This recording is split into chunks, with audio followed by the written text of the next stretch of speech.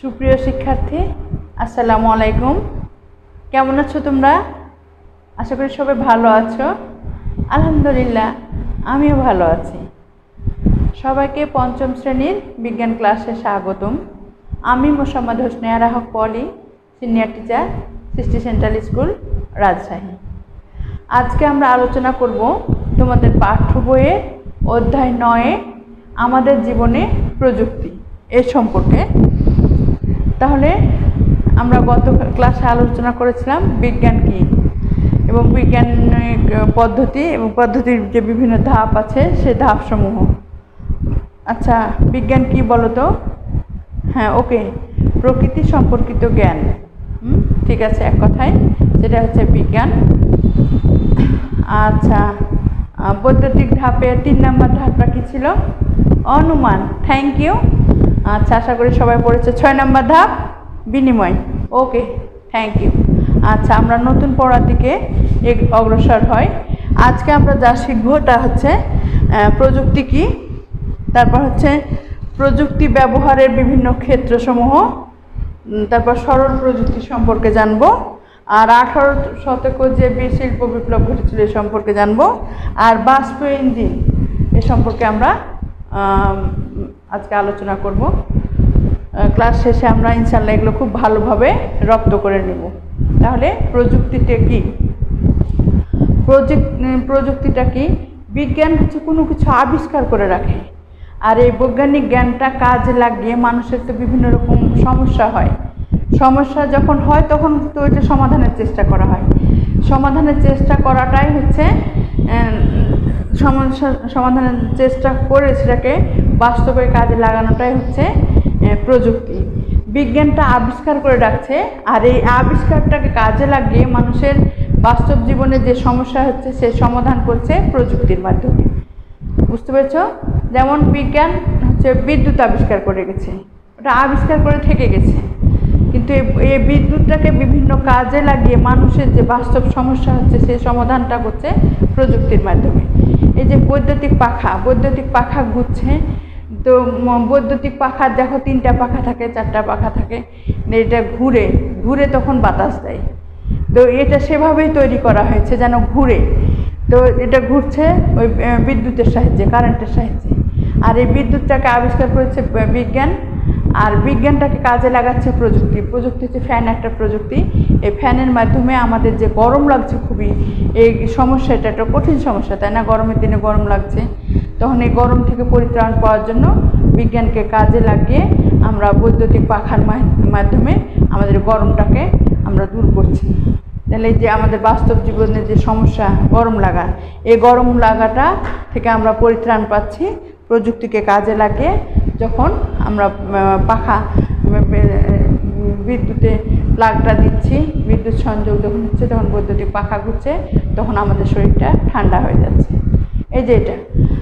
তারপরে যে আমাদের ফ্রিজটাও হচ্ছে একটা প্রযুক্তি, কাপড় ইস্ত্রি করি, এটা একটা প্রযুক্তি। এই যে মোবাইলে, কম্পিউটারে, টেলিভিশনে তোমরা ল্যাপটপে যে ক্লাস করছে, এটা একটা প্রযুক্তি। আমরা অনেক দূর দূরান্তে কে আছে তাৎক্ষণিক আমরা মোবাইলের মাধ্যমে কথা বলি, তাৎক্ষণিক কোন প্রান্তে আছে, এ বাংলাদেশে না পৃথিবীর যে কোনো প্রান্তে হোক, আমরা এখন দেখে কথা বলতে পারছি। আমাদের লেখাপড়ার জন্য যে কোনো ইমেল বা ভর্তির ফর্ম বা কোনো ভার্সিটি সম্পর্কে খোঁজ খবর বা চিকিৎসা সম্পর্কে খোঁজ খবর নেওয়ার জন্য আমরা এই মোবাইলের মাধ্যমে ইমেল করে মুহূর্তের মধ্যে এক জায়গায় বসে সব কাজ করে নিচ্ছি। এখন যে বাজারঘাট করা, এই মোবাইলের মাধ্যমে করা যায় না এমন কোনো কাজ আছে এখন?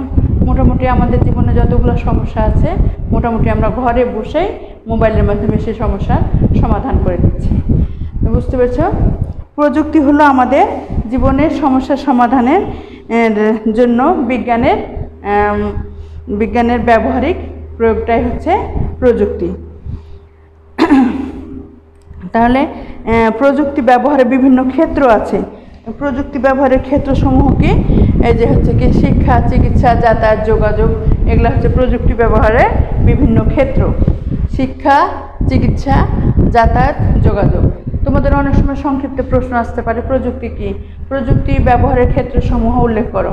তখন শিক্ষা, চিকিৎসা, যাতায়াত, যোগাযোগ এগুলোই লিখবা, ঠিক আছে? প্রযুক্তি ব্যবহারের ক্ষেত্রসমূহ যখন উল্লেখ করো থাকবে, তখন শিক্ষা, চিকিৎসা, যাতায়াত, যোগাযোগ এগুলো তোমরা উল্লেখ করবা, ঠিক আছে? আচ্ছা, আর এবার আসি বিজ্ঞান আর প্রযুক্তির সম্পর্ক। বিজ্ঞান আর প্রযুক্তি দুইটা জিনিস একরকম না হলেও এদের কিন্তু সম্পর্ক অত্যন্ত নিবিড়, অত্যন্ত সম্পর্কটা খুব নিবিড়, আর এদের গুরুত্বপূর্ণ ভূমিকা আছে আমাদের জীবনে। এদের বিজ্ঞান আর প্রযুক্তি দুটোরই গুরুত্বপূর্ণ ভূমিকা আছে। কারণ বিজ্ঞান যদি আবিষ্কার না করতো, আর বিজ্ঞান যদি আবিষ্কার করতে না পারতো, তাহলে প্রযুক্তি তো কাজে লাগতো না। বিজ্ঞান আগে আবিষ্কার করছে, তারপর প্রযুক্তি সেটা আমাদের বাস্তব জীবনে যে সমস্যা হচ্ছে সেটা হচ্ছে বিজ্ঞানের ব্যবহারিক প্রয়োগ করে সে সমস্যার সমাধান করে দিচ্ছে। তাহলে একটা অপরটা ছাড়া কিন্তু চলবে না। বিজ্ঞান যদি কোনো কিছু আবিষ্কার না করতো, তাহলে প্রযুক্তি কিছু ব্যবহার করতে পারতো না। আর একটা দিকে বিজ্ঞান আবিষ্কার করে রেখে দিয়েছে, কিন্তু প্রযুক্তি সেটা আমাদের বাস্তব জীবনের সমস্যার সমাধান করছে। তাহলে বিজ্ঞানের প্রকাশটা হচ্ছে প্রযুক্তির মাধ্যমে। তাহলে এর একটা অন্যটার সাথে কিন্তু ওতপ্রোতভাবে জড়িত, বুঝতে পারছো?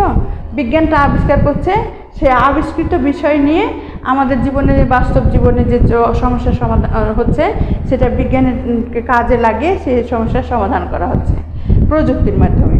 তাহলে বিজ্ঞান আবিষ্কার না করলে প্রযুক্তি তো কিছু করতে পারতো না। আবার প্রযুক্তি যদি কিছু না করতো, তাহলে কি বিজ্ঞানের কোনো মূল্যায়ন হতো না। ওই আবিষ্কার করে রেখে দিয়েছে। ধরো যে কোনো শোপিসের মতো, ওই কোনো কিছু কিনে এনে তুমি যদি রেখে দাও, কোনো কিছু কাজে না লাগাও, তোর ওটা কেনার দরকার আছে? দরকার নাই। সেরকমই তো বিজ্ঞানটা আবিষ্কার করে রেখে দিয়েছে। এটা মূল্যায়ন হচ্ছে তখনই যখন এটা আমাদের বাস্তব জীবনে কাজে লাগছে।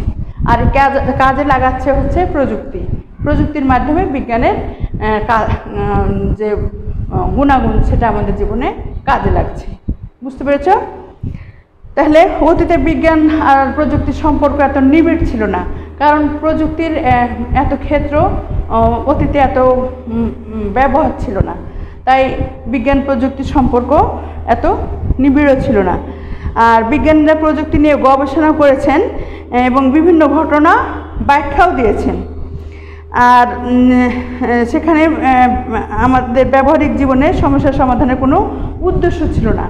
যে বিজ্ঞানটা আবিষ্কার করে রেখে দিয়েছেন, এটা আমাদের জীবনের কোনো সমস্যা সমাধানের কোনো উদ্দেশ্য ছিল না, আবিষ্কার করার কাজ করে দিয়েছেন। বর্তমানে আমাদের বিভিন্ন রকম সমস্যা যখন হচ্ছে, তখন বিজ্ঞানকে কিভাবে কাজে লাগানো যায়, তখন এখন এই যে প্রযুক্তি বিভিন্নভাবে কাজে লাগানো হচ্ছে বিজ্ঞানকে ব্যবহার করে।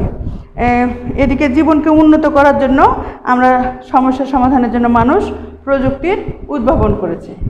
যখন মানুষের জীবনে অনেক সমস্যা চলে আসে, এমনি তো কেউ কিছু করতে যাবে না। যখন সমস্যায় পড়ে, ঠেকায় পড়ে, তখন ওটা থেকে পরিত্রাণ পাওয়ার উদ্দেশ্য যখন ভাবতে থাকে, তখনই কোনো একটা সমাধান আসে। এই সমাধানটাই হচ্ছে প্রযুক্তি। বিজ্ঞানকে কাজে লাগিয়ে প্রযুক্তির ব্যবহার। এই যে পাথরের হাতিয়ার, আগুন, পোশাক, ধাতব যন্ত্রপাতি, এগুলো হচ্ছে সরল প্রযুক্তি। তো তোমার প্রশ্ন আসতে পারে যে কয়েকটি সরল প্রযুক্তি উল্লেখ করো বা নাম লিখো। তখন তুমি এগুলো লিখবা পাথরের হাতিয়ার, আগুন, পোশাক অথবা ধাতব যন্ত্রপাতি, এগুলো হচ্ছে সরল প্রযুক্তি। প্রশ্নটা কিন্তু প্রায় আসে যে কয়েকটি সরল প্রযুক্তির নাম লিখো। তখন এই যে আবার দেখে নাও, তোমাদের বইয়ে সুন্দর হয়ে আছে, পাথরের হাতিয়ার, আগুন, পোশাক, ধাতব যন্ত্রপাতি, এগুলো হচ্ছে সরল প্রযুক্তি। তারপর 18 শতকে শিল্প বিপ্লব ঘটেছিল। 18 শতকে শিল্প বিপ্লব ঘটেছিল কোন কোন ক্ষেত্রে? বিশেষ করে কৃষি, শিল্প, কলকারখানা এবং পরিবহন ক্ষেত্রে। 18 শতকে কোন কোন বিষয়ে শিল্প বিপ্লব ঘটেছিল? বিশেষ করে কৃষি, কলকারখানা এবং পরিবহন ক্ষেত্রে। কত শতকে শিল্প বিপ্লব ঘটেছিল? 18 শতকে। এই যে টুকটুকে প্রশ্নগুলো শূন্যস্থান হিসাবে, সংক্ষিপ্ত প্রশ্ন হিসাবে প্রায় আসে। সুতরাং প্রত্যেকটা লাইন খুব গুরুত্বপূর্ণ, তোমরা মনোযোগ দিয়ে করবা। কত শতকে শিল্প বিপ্লব ঘটেছিল বলো? ওকে, থ্যাংক ইউ। 18 শতকে। আর কোন কোন ক্ষেত্রে? কৃষি, কলকারখানা এবং পরিবহনের ক্ষেত্রে। তারপর বিজ্ঞানীরা জলীয় বাষ্পের ক্ষমতাকে কাজে লাগিয়ে বাষ্প ইঞ্জিন আবিষ্কার করেন। কি বাষ্প ইঞ্জিন কোথা থেকে আবিষ্কার করেন? জলীয় বাষ্পের ক্ষমতাকে। বিজ্ঞানীরা জলীয় বাষ্পের ক্ষমতা, জলীয় বাষ্পের যে একটা ক্ষমতা আছে, এই জলীয় বাষ্প কি বাতাসে যে বিভিন্ন উপাদান, বায়ুর যে বিভিন্ন উপাদানের মধ্যে জলীয় বাষ্প একটা, তাই না? ওই যে জলীয় বাষ্প যখন ঠান্ডার সংস্পর্শ যায় তখন বরফে পরিণত হয়, আবার যখন গরমের সংস্পর্শে আসে তখন তরল পদার্থে পরিণত হয়। আমরা পদার্থ অধ্যায় পড়েছি, তাই না? ওই জলীয় বাষ্প। তারপরে বিজ্ঞানীরা জলীয় বাষ্পের ক্ষমতাকে কাজে লাগিয়ে বাষ্প ইঞ্জিন আবিষ্কার করেছেন। বাষ্প ইঞ্জিন কোথায় কোথায় ব্যবহার হতো? কলকারখানা, রেলগাড়ি এবং জাহাজে, যা পূর্বে বাষ্প ইঞ্জিন ব্যবহার করা হতো। কোথায় কোথায়? কলকারখানা, রেলগাড়ি এবং জাহাজে বাষ্প ইঞ্জিন ব্যবহার করা হতো। তাহলে বাষ্প ইঞ্জিন কি, বাষ্প ইঞ্জিনের ব্যবহার কোথায় কোথায় হতো, এটা একটা প্রশ্ন। জলীয় বাষ্পের ক্ষমতাকে কাজে লাগিয়ে বিজ্ঞানীরা বাষ্প ইঞ্জিন আবিষ্কার করেন। কলকারখানা, তারপর হচ্ছে কি রেলগাড়ি, জাহাজে বাষ্প ইঞ্জিন ব্যবহার করা হতো। বিভিন্ন পণ্য এবং প্রযুক্তি উদ্ভাবনে মানুষ বৈজ্ঞানিক জ্ঞান ব্যবহার করে থাকেন। বিজ্ঞানীরা প্রকৃতি নিয়ে গবেষণা সময় প্রযুক্তি ব্যবহার করেছেন। কীভাবে? ওই যে দূরবীক্ষণ যন্ত্র আবিষ্কার করেছেন। দূরবীক্ষণ যন্ত্রের সাহায্যে দূরের জিনিস কাছে দেখা যায়, তারপর হচ্ছে অস্পষ্ট জিনিস স্পষ্ট দেখা যায়, ছোট জিনিস বড় করে দেখা যায়। ওকে, তাহলে বিজ্ঞান আর প্রযুক্তির সম্পর্ক অত্যন্ত নিবিড়। আবার বিজ্ঞান আর প্রযুক্তির পার্থক্যও আছে। তোমাদের সিটে সুন্দর করে দেওয়া আছে, তোমরা সুন্দর করে পড়ে নিবা, আর না বুঝতে পারলে তো আমি আছি। তাহলে হোমওয়ার্কটা তোমরা একটু দেখে নাও।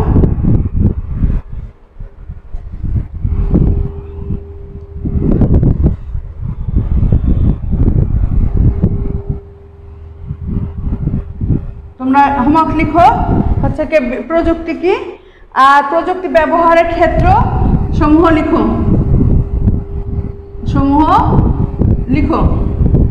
হোমওয়ার্ক এটা যে প্রযুক্তি কি, তোমাদের হোমওয়ার্ক প্রযুক্তি কি, প্রযুক্তি ব্যবহারের ক্ষেত্র সমূহ লিখো। এটা হচ্ছে তোমাদের হোমওয়ার্ক। সবাই সুন্দর করে লিখে পোস্ট করে দিবা। আবার বলছি বাবা, শুনে নাও। প্রযুক্তি কি, প্রযুক্তি ব্যবহারের ক্ষেত্র সমূহ লিখো।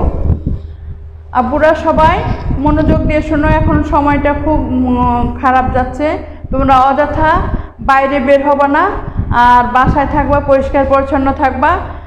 যেমন নিজে পরিষ্কার পরিচ্ছন্ন থাকবা, তোমার পড়ার টেবিল, তোমার বিছানাপত্র, অন্তত তোমার নিজস্ব যেগুলো জিনিস সেগুলো সবই কিন্তু পরিষ্কার পরিচ্ছন্ন রাখবা। তোমার পড়ার টেবিল মুছবা, হাত বারে বারে সাবান দিয়ে বা হ্যান্ড ওয়াশ দিয়ে ভালো করে সুন্দর করে ধুবা, এবং আব্বু আম্মুর কথা মতো চলবা। কেউ বাইরে বের হবে না বাবা, সবাই সাবধানে থেকো।